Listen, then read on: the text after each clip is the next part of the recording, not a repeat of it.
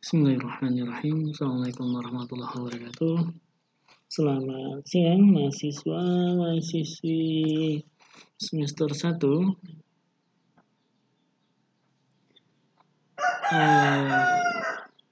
Hari ini mata kuliah pengantar ilmu pendidikan Selasa 6 Oktober 2020. Kita kemarin sudah membahas tentang aliran-aliran pendidikan, di mana aliran-aliran pendidikan kemarin kita sudah membahas tentang empirisme, nativisme, naturalisme, konvergensi. Terus lalu kita sudah membahas tentang aliran pendidikan modern, progresivisme, terus esensialisme, terus selanjutnya rekonstruktivisme, konstruktivisme, di mana itu aliran modern yang biasa kita gunakan atau paling sering rasakan, di mana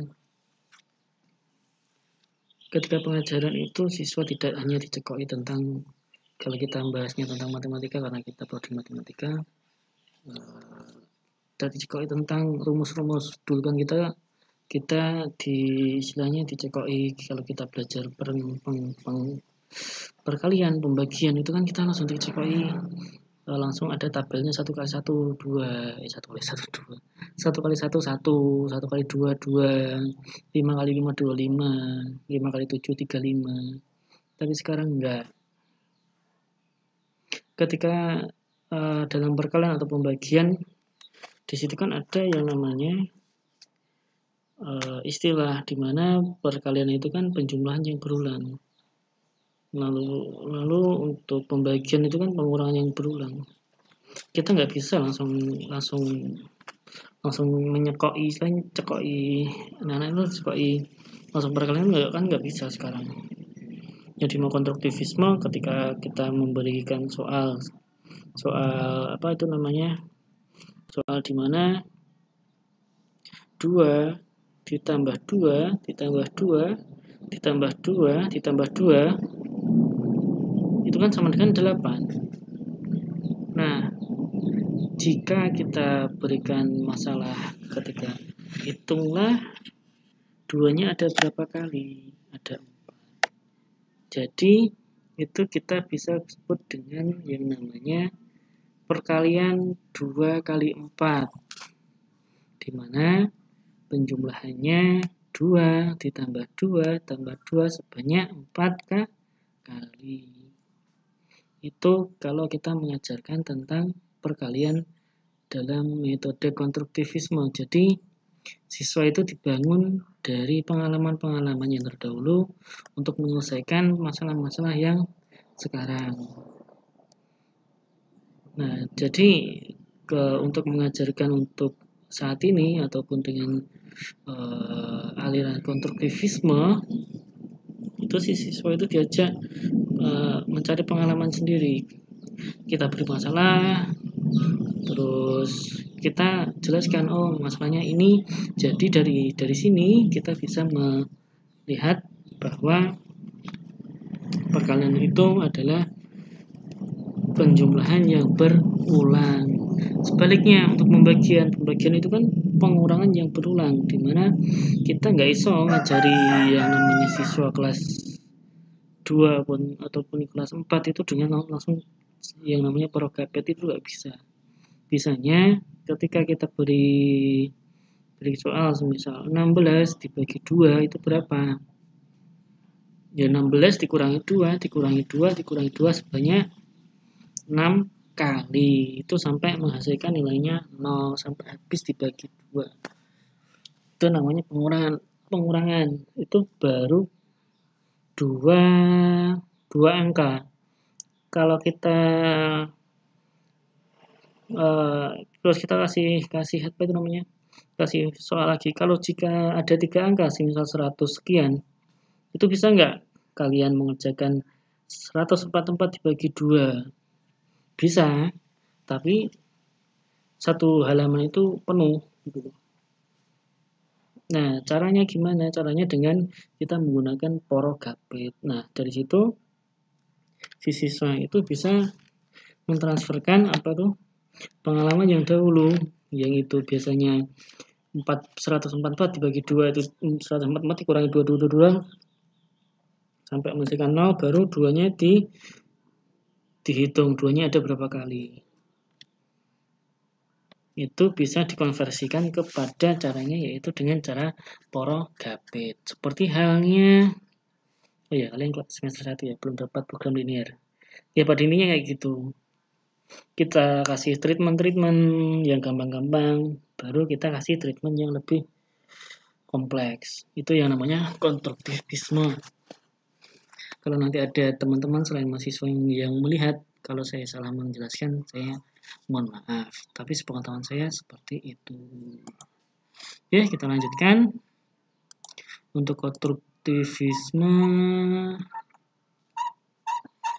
yaitu perennialisme, di mana perennialisme adalah gerakan pendidikan yang mempertahankan bahwa nilai-nilai universal itu ada dan bahwa pendidikan hendaknya merupakan suatu pencarian dan penanaman kebenaran-kebenaran dan nilai-nilai tersebut. Guru mempunyai peranan dominan dalam menjalankan kegiatan belajar mengajar di kelas. Menurut perennialisme, ilmu pengetahuan merupakan filsafat yang tertinggi karena dengan ilmu pengetahuanlah seorang dapat berpikir secara induktif. Jadi dengan berpikir maka kebenaran itu akan mendapat hasilnya. Penguasaan pengetahuan mengenai prinsip-prinsip pertama adalah modal bagi seorang untuk mengembangkan pikiran atau kecerdasannya. Dengan pengetahuan bahan penerangan yang cukup, orang akan mampu mengenal dan memahami faktor-faktor dan problema yang perlu diselesaikan dan berusaha mengadakan penyelesaian masalahnya.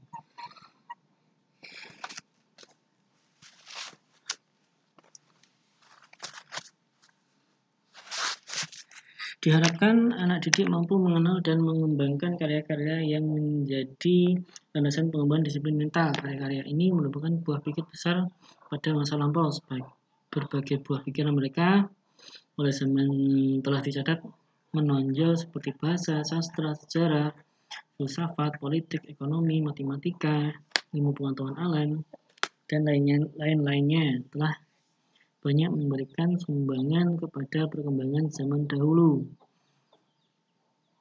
Kurikulum berpusat pada mata pelajaran dan cenderung menitikberatkan pada sastra, matematika, bahasa, dan sejarah. Tokoh aliran ini adalah Plato, Aristoteles, dan Thomas Aquino. Perennialisme memandang bahwa kepercayaan aksiomatis zaman kuno dan abad pertengahan perlu dijadikan dasar pendidikan sekarang. Pandangan aliran ini tentang pendidikan adalah belajar untuk berpikir. Oleh karena itu, peserta didik harus terbiasa untuk berlatih berpikir sejak dini. Pada awalnya, peserta didik diberi kecakapan-kecakapan dasar seperti membaca, menulis, dan berhitung. Selanjutnya perlu dilatih pula kemampuan yang lebih tinggi seperti berlogika, retorika, dan bahasa. Jadi, aliran perennialisme ini pada dasarnya adalah si peserta didik ini dengan diberikan kemampuan yang dasar, yaitu dengan membaca, menulis, dia akan lebih pandai ataupun lebih istilahnya lebih expert atau lebih ahli ketika si siswa atau peserta didik itu setiap hari berlatih. Seperti halnya kita ngomongnya pencak silat.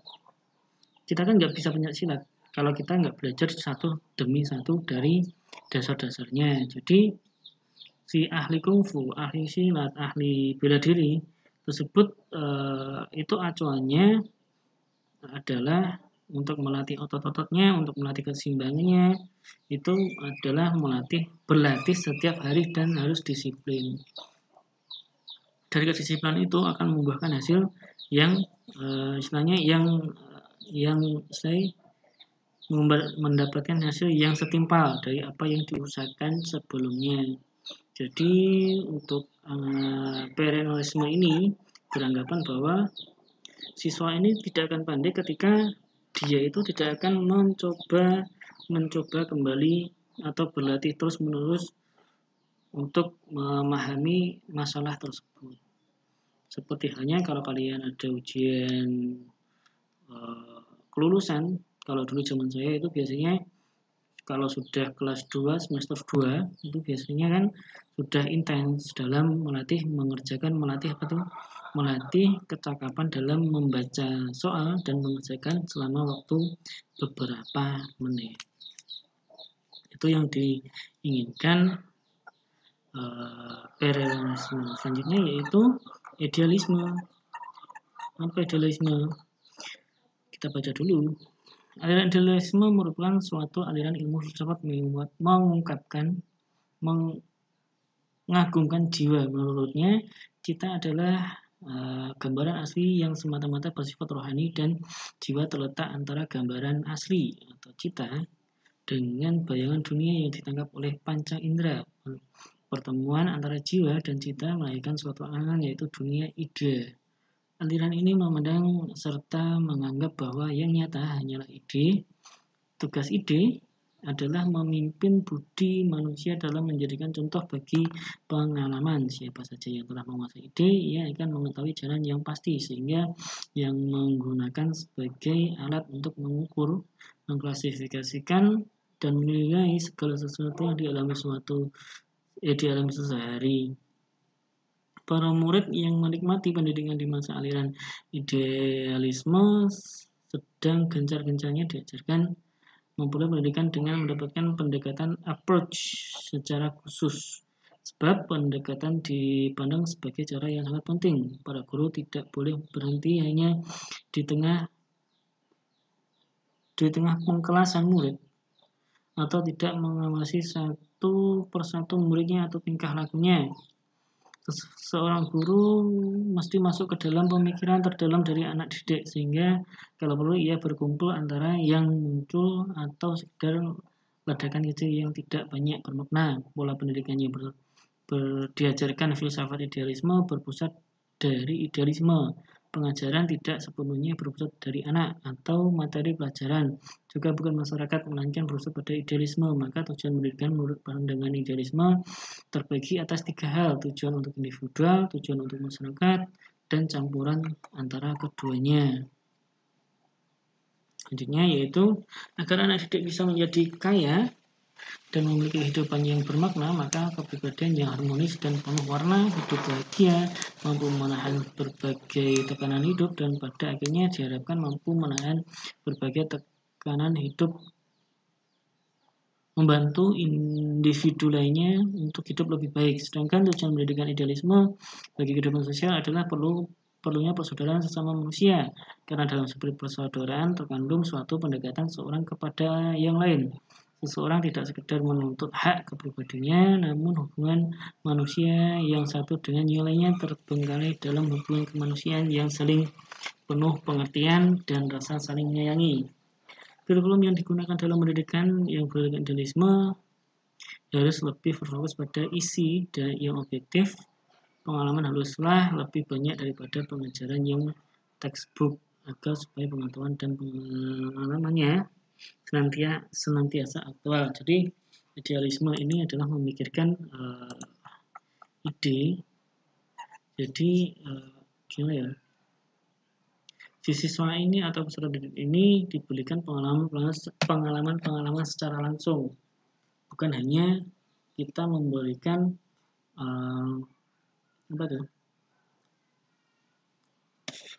pelajaran di kelas setelah kita cekok dengan teori-teori, namun si siswa ini lebih banyak dengan adanya kelas di luar ataupun kelas di lapangan. Supaya apa? Supaya si siswa ini tahu belajar dengan mendapatkan ide dari pengalaman-pengalaman yang telah dilaluinya. Saya bingung untuk mengartikan. Pada intinya, si peserta didik ini belajar tidak hanya di kelas, namun si peserta didik ini diberikan tugas-tugas atau proyek-proyek yang dilakukan di luar kelas, sehingga pengalaman-pengalaman yang diperoleh itu didapat secara langsung, didapat secara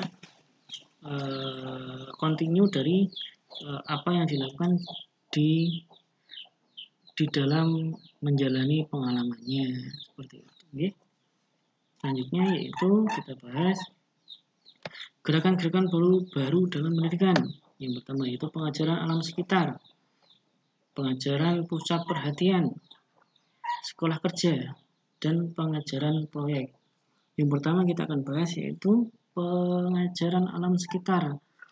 Dasar pemikiran yang terkandung di dalam pengajaran alam sekitar adalah bahwa peserta didik akan mendapatkan kecakapan dan keasanggupan baru dalam menghadapi dunia kenyataan. Dalam pendidikan ini dapat ditanamkan pemahaman apresiasi, pemanfaatan lingkungan alami, dan sumber-sumber pengetahuan di luar sekolah yang semuanya penting bagi perkembangan peserta didik. Jadi alam sekitar ini memadukan antara mementingkan bukan hanya dalam suatu teori dalam kelas, namun melibatkan lingkungan ataupun sosial kemasyarakatan yang ada di lingkungan sekitarnya. Jadi siswa ini dibentuk bukan hanya cerdas dalam hal materi, jadi siswa ini mampu setelah lulus diharapkan mampu terjun langsung ke dalam masyarakat.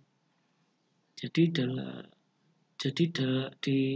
nanti ketika si siswanya lulus, nanti tidak kebingungan dalam mengaplikasikan pendidikannya dalam lingkungan.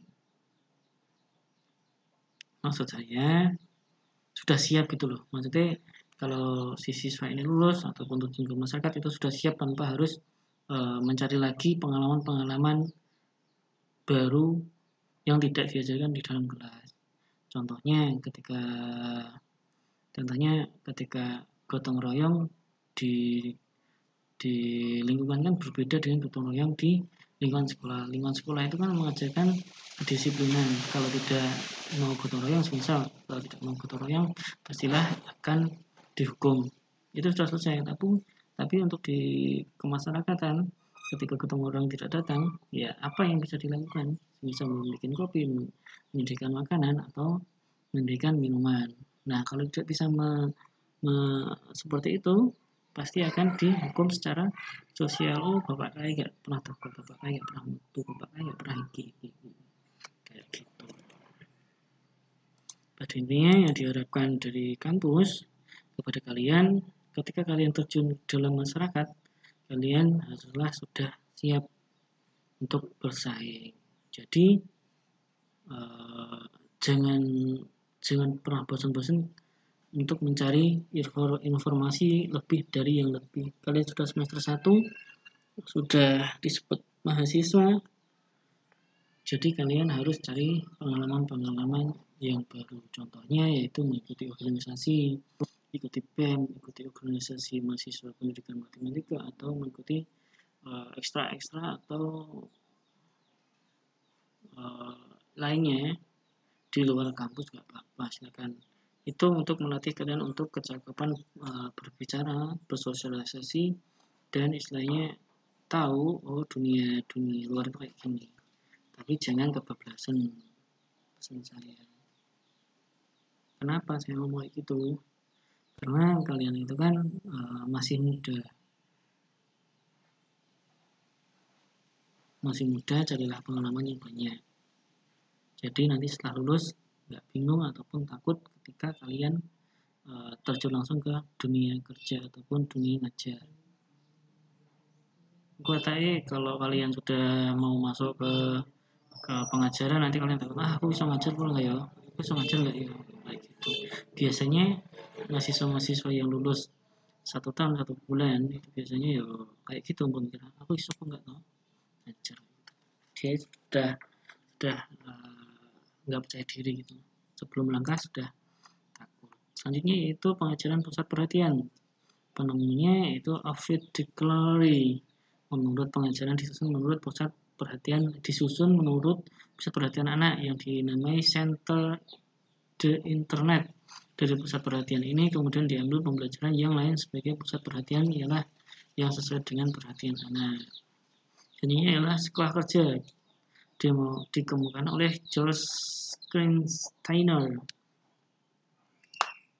Menurutnya, kewajiban sekolah yang terpenting ialah menyiapkan peserta didik untuk suatu pekerjaan. Pekerjaan tersebut tidak hanya untuk kepentingan negara. Oleh karena itu, para peserta didik harus ditanamkan keinsafan untuk ikut serta membantu negara di samping pekerjaannya. Selanjutnya yaitu pengajaran proyek. Konsep ini ditemukan oleh W.H. Kilpatrick.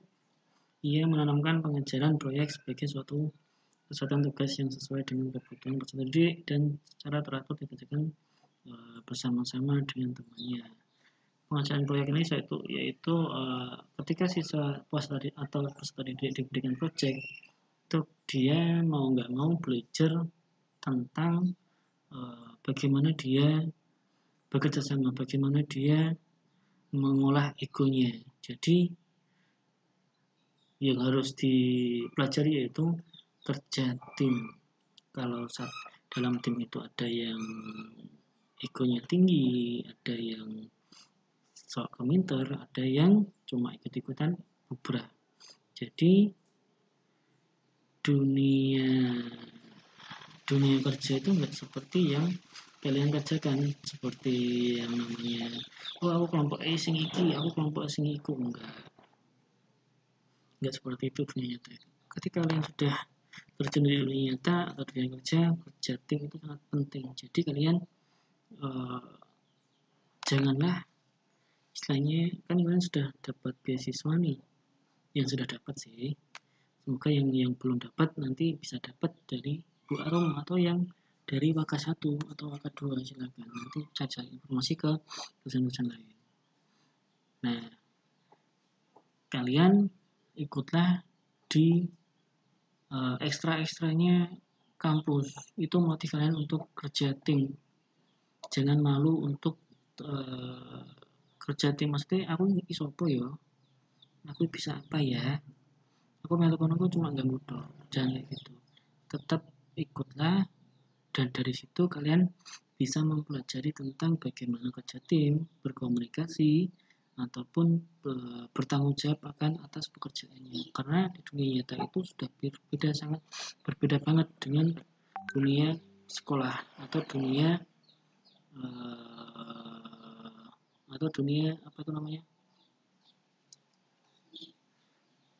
dunia kelompok kerja di kelas gitu loh, maksudnya itu berbeda. Dunia kerja itu lebih kejam. Kenapa? Kalau salah sedikit konsekuensinya itu banyak. Dari itu pesan saya, kalian masih semester 1 silakan mencari pengalaman-pengalaman yang lebih banyak dari hari-hari kemarin. Karena ini mungkin masih pandemi, terus kuliahnya itu masih dalam sistem online, maka yang saya mau, ya bukan saya sih, cuma ya ini kan dari pengalaman saya, kembangkanlah potensi-potensi yang kalian miliki. Kalau kalian bisa pencaksilat, ikutlah ekstra pencaksilat di kampus, atau bisa mengembangkan pencaksilat di kampus. Dari kampus kalian bisa disalurkan ke event-event yang lebih tinggi lagi, atau yang bisa nyanyi, atau yang bisa modeling, silahkan, jangan takut, carilah pengalaman-pengalaman yang banyak.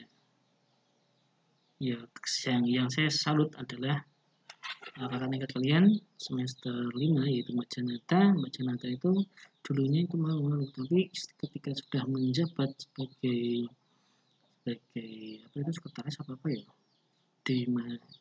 di himpunan mahasiswa matematika itu, beliaunya ya itu sudah terlihat sekarang sudah lebih pede, ngomongnya sudah lancar. Jadi dengan adanya pengalaman-pengalaman yang kalian miliki, insya Allah nanti akan berguna bagi dunia kerja. Terus jangan lupa kalian jangan bosan-bosan searching Bank BI ataupun bank-bank lainnya ataupun instansi-instansi lainnya, karena Bank BI itu perekrutannya itu sampai umur 25 atau berapa ya, itu kalian manfaatkan, itu ada kayak silakan kalian searching BPI itu S1 nya ada, matematika juga bisa masuk. Silakan. Udah saya cukupkan untuk materi untuk hari ini. Saya harap kalian menonton video saya sampai full. Jangan lupa di subscribe, di komen, dan absennya jangan lupa diisi. Saya akhiri perkuliahan ini. Assalamualaikum warahmatullahi wabarakatuh.